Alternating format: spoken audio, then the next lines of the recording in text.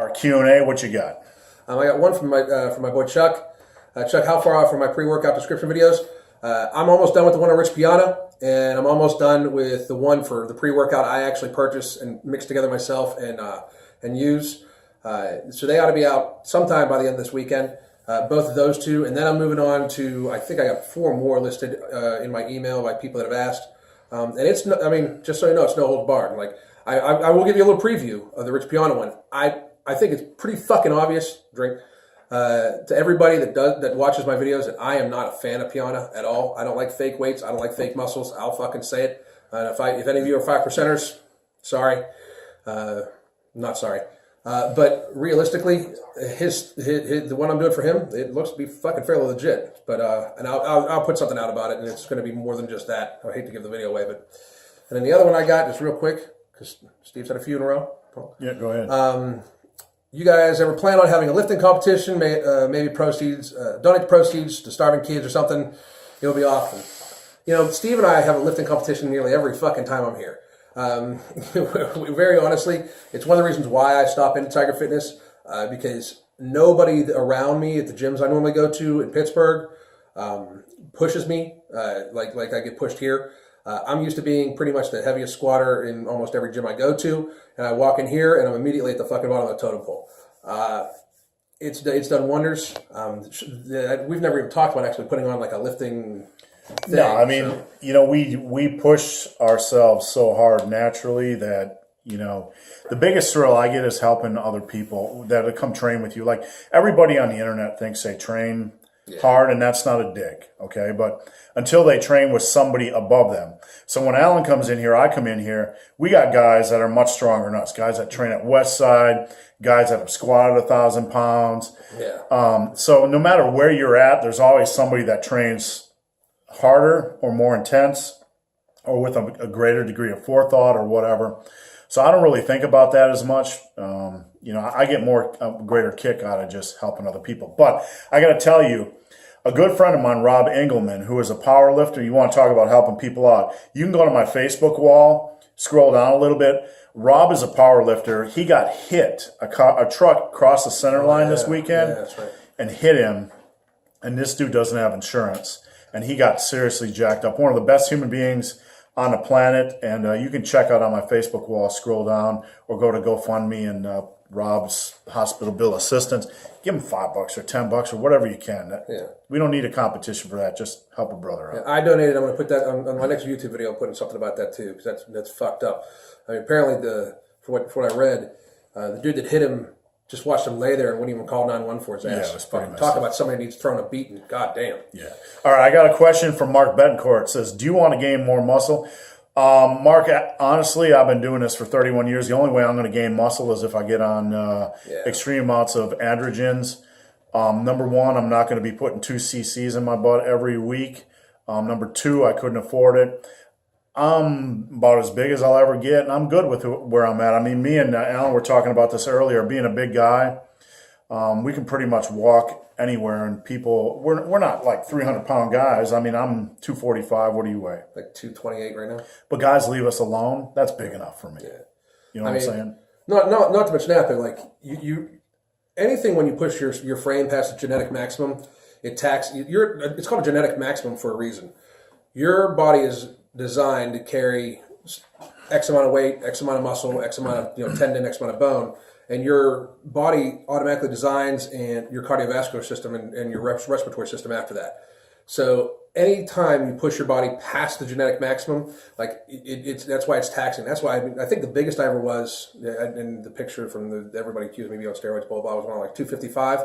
And you would, no matter how good of cardiovascular shape you're in, you just get out of breath easy. I mean, you just do. Like, when you push your body past its genetic maximum, it's not healthy for you. And I mean, I do this to, one, be as strong as I can, work on my technique and be really strong, but two, just to be as big as I naturally can be, naturally I take DHEA and stuff like that too, so if you don't want to call that natural, fine. But God, to be 300 pounds when you're in your mid-40s.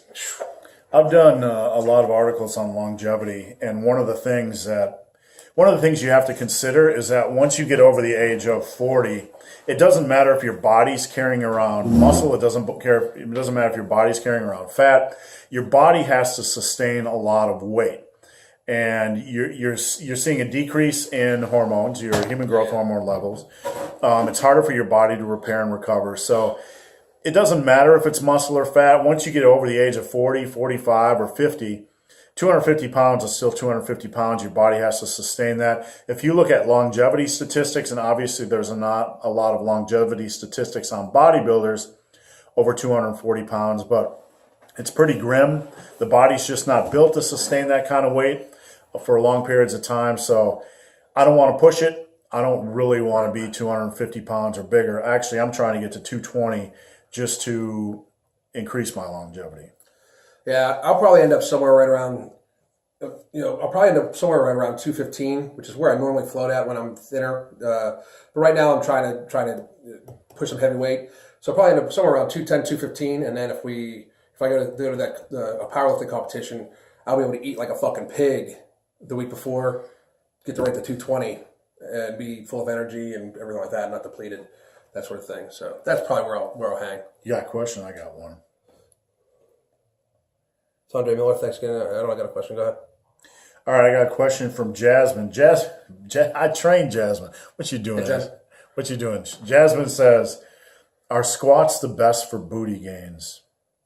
Generally, yeah. Mm-hmm. I mean, there's other stuff you could be doing, but make sure you go ass to grass. I mean, you can be doing lunges. I mean, there's other things you can do for booty gains. I mean, I like a well-rounded program. I mean, if I like to do squats, I like to do step-ups, I like to do body weight lunges. When I was young, I did a lot of step-ups.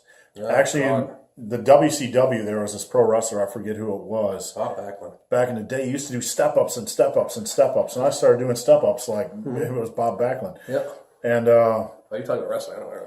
Yeah, so I think those things are good for booty gains as well. But, anything like that's good for booty gains. So, all right, this is Steve Shaw along with Alan Roberts. Alan, where can they find you on YouTube? Every Damn Day Fitness on YouTube, Every Damn Day Fitness on Instagram, and Every Damn Day Fit on Twitter. Or like I said before, I don't Twitter much. It's really just there to be there. Yeah, I don't finger my Twitter much, but this is our first Q&A. We're just kind of testing out this Q&A thing. If it goes over well, we might do it again. So you guys can ask us anything, any questions, no holds barred. And if you don't ask us questions, we're just going to stop the video and probably go eat some food. I don't know about you. Yeah, I'm going to drink some beer. I drank about a bottle of wine yesterday with about 5 pieces of cheesecake, so I think I'm good for a while. Well, I bought some beer to bring in here, but then he's like, "Oh, human resources, corporate, blah blah blah." So this is why I don't. I'm just going to be the guy that swears all the time on YouTube, because that way people won't want to hire me to sit in a corporate office and do fitness stuff. I'll stay in my car, but I'll still be able to drink beer. Not in the car, though. I wouldn't fucking do that. So. I'm just going to be the guy that tries to keep his job. Well, I can totally understand that. Yeah, your connection's fading. It's back. I'm back. All right, so how long have you been on YouTube? Like a month and a half. I mean, I had some workout videos I put on there just to have on there and share with people, but really like making videos, trying to piss people off. Honestly, about like a month and a half. So it's going pretty good. I get a good views. I think I have a pretty cool audience. My subscribers, I've kind of my own niche. My subscribers are mostly guys 35 and up who see things kind of the way I do, where it's let's stop all the bullshit.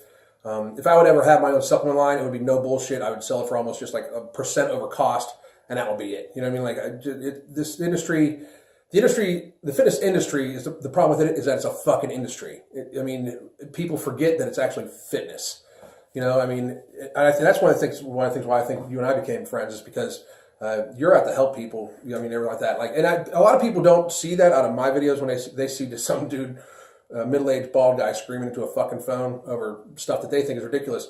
But I try to help people. I really do. I try to help people point out and see when they're getting taken advantage of or when people are misrepresenting them. Like I did a few things on vegans where I immediately got some serious fucking hate mail like, how dare you say this and that? You'll make videos about vegans all of a sudden. Then they watch the video and they're like, oh, you're actually trying to say that these people aren't representing us correctly. Yeah, because, I mean, you got a fucking wackos like Vegan Gains and Freely the Banana Girl and fucking Durian Ryder representing you guys online. Fucking, that's ridiculous. If you want to be a vegan, be a vegan. Do your fucking thing.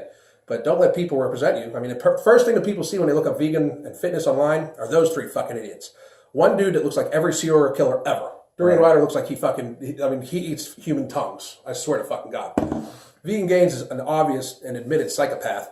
And Freely the Banana Girl, she's just the fakest person fucking alive, just about. And these are the people that represent you. So that's what I pointed out. I've enjoyed it. It is, Steve and I were talking about this earlier, it's totally fucking surreal because people think you're a fucking celebrity sometimes.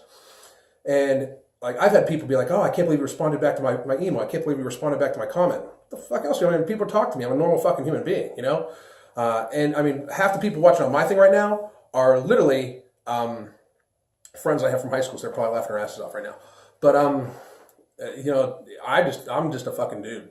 And when I see people being taken advantage of, I just want to fucking say something about it. And I think everybody should.